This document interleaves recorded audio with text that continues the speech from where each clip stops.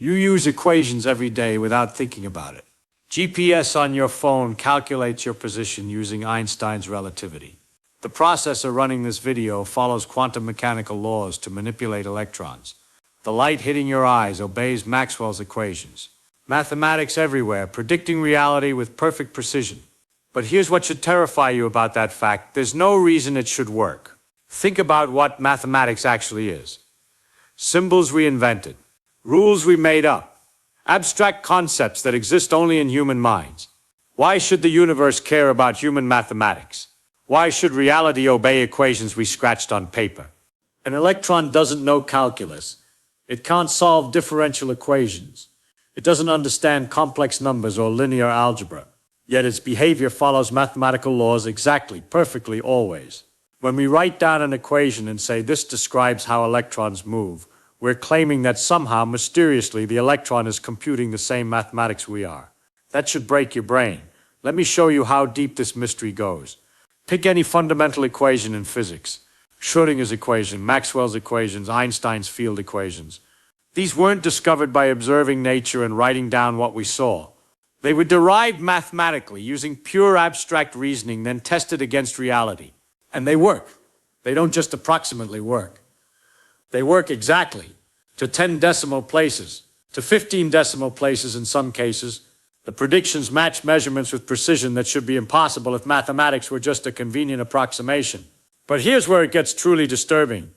Mathematicians often develop abstract mathematical concepts decades or centuries before physicists need them. Complex numbers were invented in the 1500s for solving polynomial equations. Pure mathematics, no physical meaning intended. Then quantum mechanics comes along in the 1900s and discovers that the fundamental description of reality requires complex numbers. Coincidence? Group theory, abstract algebra, the mathematics of symmetries developed by mathematicians for purely theoretical reasons. Then particle physics discovers that all fundamental particles are classified by symmetry groups. The mathematics was already there, waiting, as if mathematicians were unconsciously discovering the blueprints of reality. This is what Eugene Wigner called the unreasonable effectiveness of mathematics. It's not reasonable that human-invented symbols should describe the universe. It's miraculous. It's mysterious. It's completely unexplained. Now, you might think, well, we only use mathematics where it works. We don't try to apply calculus to human emotions. But that misses the point entirely. The mathematical parts of nature aren't some tiny corner of reality. They're the foundation. Motion, energy, forces, space, time, everything that makes the physical world possible is perfectly precisely mathematical. Your entire sensory experience is electromagnetic waves interacting with electrons in your retina, described by equations. The chemical reactions in your brain follow quantum mechanical laws. The gravity holding you to Earth obeys Einstein's field equations. It's not that mathematics works in some specialized scientific domain. Mathematics is the language of the fundamental reality you're embedded in right now. But why? Why should the universe run on mathematics at all? Here's one possibility that should make you uncomfortable. Maybe nature doesn't obey mathematics. Maybe mathematics is nature. Maybe asking why the universe follows mathematical laws is like asking why circles are round. That's just what a circle is by definition. Perhaps reality isn't made of things that happen to behave mathematically. Perhaps reality is mathematics, pure pattern, pure relationship, pure structure. When you study physics, you're not discovering laws that govern matter. You're discovering what matter actually is, mathematical structure expressing itself as particles, forces, fields. But that raises an even deeper question. If reality is mathematics, why this particular mathematics? I can write equations for particles that don't exist, forces that never act, universes that never were. The space of possible mathematics is infinite. So why does reality correspond to this specific, incredibly narrow slice of mathematical possibility?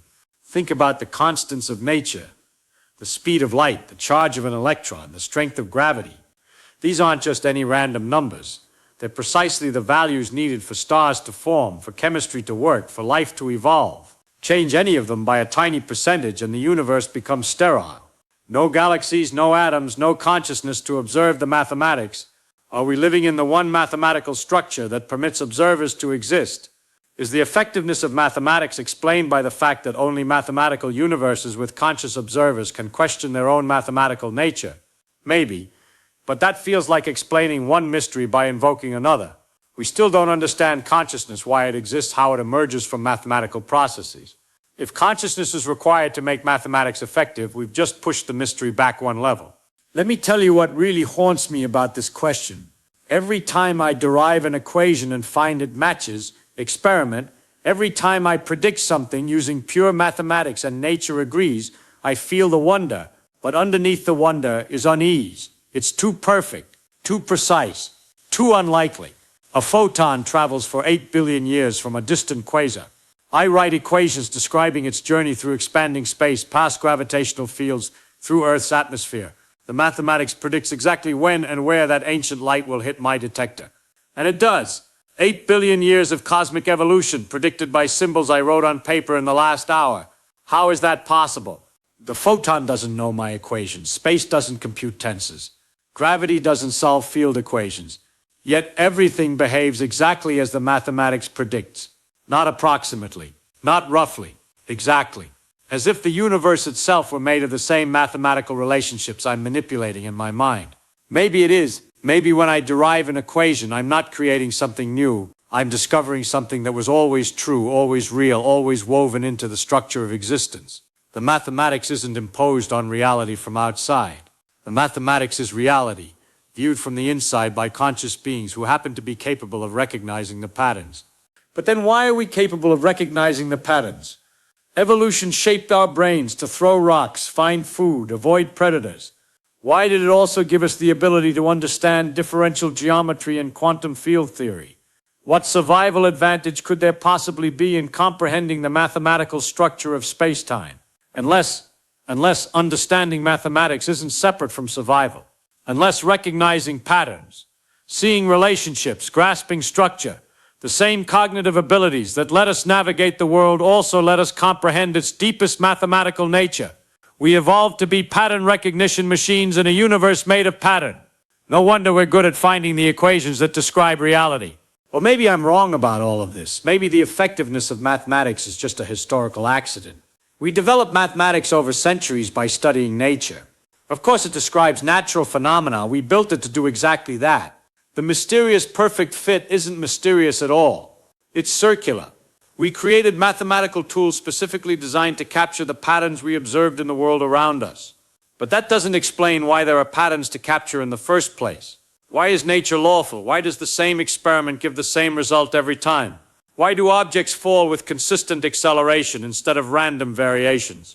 The regularity itself needs explanation, and that explanation seems to require something mathematical. There's something else that troubles me. The mathematics that describes nature isn't just any mathematics. It's beautiful mathematics. Simple, elegant, symmetric. The equations that govern the universe have an aesthetic quality that purely practical tools shouldn't possess. Maxwell's equations are gorgeous. Einstein's field equations are poetry written in tensors. Schrödinger's equation has a musical quality that makes you want to hum it. Why should truth be beautiful? Why should the deepest laws of physics also be works of art? Unless beauty itself is somehow built into the mathematical structure of reality. Unless elegance, simplicity, symmetry, these aesthetic qualities we recognize are actually fundamental features of the universe, not human projections onto it. Maybe we find certain mathematics beautiful because we're part of a universe that is itself mathematical, elegant, beautiful. We recognize beauty in equations because we're made of the same mathematical relationships those equations describe. We're the universe becoming conscious of its own mathematical nature. I can't prove any of this. These are speculations, intuitions, ways of thinking about an ultimately mysterious fact. But the mystery is real. Mathematics works to describe reality with a precision and universality that demands explanation. And we don't have one. What we have is wonder. Every time an equation predicts the behavior of light, the motion of planets, the decay of particles, we witness something impossible becoming routine. The universe speaking mathematics to minds capable of listening. Abstract symbols revealing concrete truth about the deepest levels of reality. Perhaps that's enough. Perhaps some mysteries are meant to be lived with rather than solved. The unreasonable effectiveness of mathematics is the foundation everything else is built on. Without it, there would be no science, no technology, no understanding of our place in the cosmos. But let me make this even more concrete, more disturbing. Consider what happens when you solve a physics problem. You write down some equations, abstract symbols representing forces, velocities, energies. You manipulate these symbols according to mathematical rules. You solve for unknowns, you get numbers. Then you walk into a laboratory and perform the exact experiment described by your mathematics. And the numbers match. Not approximately, not within reasonable error. They match to however many decimal places you can measure. The symbols you manipulated on paper predicted the precise behavior of matter and energy in the real world. This is so routine in physics that we barely think about it anymore. But step back and really look at what's happening. You used your human brain to manipulate abstract symbols according to arbitrary rules we call mathematics. Somehow, this process of symbol manipulation perfectly predicted how physical systems would behave in three-dimensional space. Why should symbol manipulation in your brain correspond to anything at all in external reality? The two seem completely unrelated, yet the correspondence is exact, universal, and utterly reliable. Here's another angle that might disturb you further.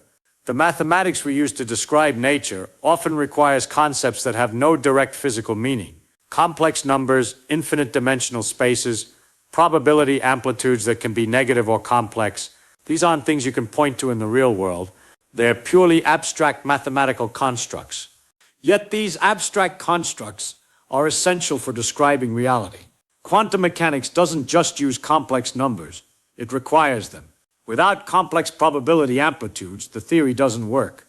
The mathematics demands concepts that transcend physical intuition, and somehow nature agrees. Or consider the role of infinity in physics. Integrals that extend to infinity, infinite series expansions, renormalization procedures that tame infinities by subtracting other infinities. Infinity isn't something you encounter in the physical world. You can't measure an infinite quantity. Yet infinite mathematical processes are essential for making finite, measurable predictions about nature. It's as if reality is built from mathematical concepts that are more fundamental than physical concepts. The mathematics comes first and physical reality is somehow derived from it. This reverses our usual way of thinking. We assume mathematics is a tool we use to describe an independently existing physical world. But what if physical reality is actually a shadow or projection of deeper mathematical truth? What if what we call particles, fields, and forces are really just different aspects of abstract mathematical relationships? Think about what this would mean. When you hold a rock, you think you're touching solid matter. But if reality is fundamentally mathematical, you're really experiencing a particular configuration of abstract mathematical relationships. The hardness, the weight, the texture, these would all be mathematical properties expressing themselves as sensory experiences. Your brain, processing this mathematical reality, translates it into the familiar world of sight, sound, touch. But underneath the translation, everything is pattern, relationship, structure, pure mathematics made manifest as physical experience. This might explain why mathematics is so effective. We're not discovering mysterious correspondences between abstract symbols and physical reality. We're discovering that there is no distinction. The symbols and the reality are the same thing, viewed from different perspectives.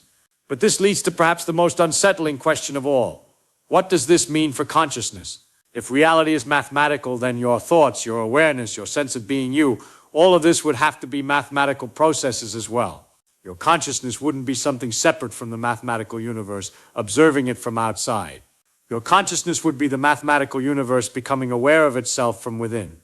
When you understand an equation, when you grasp a mathematical concept, when you have that moment of insight where abstract relationships suddenly make sense, maybe that's not just a human mind comprehending external mathematics.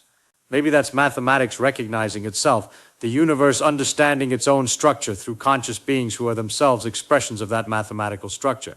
This is getting into deep philosophical territory, and I don't want to overstate what we can actually know. But the effectiveness of mathematics and physics points towards something profound about the nature of reality, consciousness, and our place in the cosmic order. What I can say with confidence is this: every time we discover a new physical law, every time we write down an equation that successfully describes some aspect of nature, we're witnessing something that shouldn't be possible if reality and mathematics were separate things. The perfect correspondence between abstract symbols and concrete phenomena suggests a deep unity that we're only beginning to glimpse.